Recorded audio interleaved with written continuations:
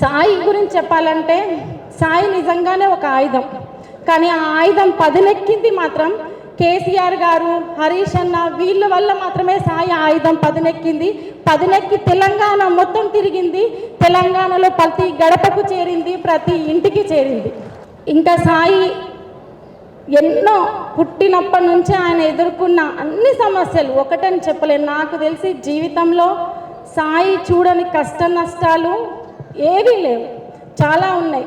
తను ఎక్కడి నుంచి అయితే వచ్చాడో, ఎంత కష్టపడి వచ్చాడో, ఏ వర్గాల ప్రజల నుంచి వచ్చారో, సమాజంలో ఎటువంటి సమానత్వం కావాలని కోరుకున్నాడో, కాబట్టి తను ఆ నినాదాన్ని తన పాట ఉన్నంత వరకు, తన ప్రాణం ఉన్నంత వరకు తీసుకెళ్లాలని, తను ఏ రాజకీయ వేదిక ఉన్నా కూడా మళ్ళీ తను ఏ వర్గాల నుంచి వచ్చినా అదే అంబేద్కర్ వాదిగా ఆ నినాదాన్ని ముందుకు తీసుకెళ్లడంలో కూడా సాయి అత్యంత కీలకమైంది.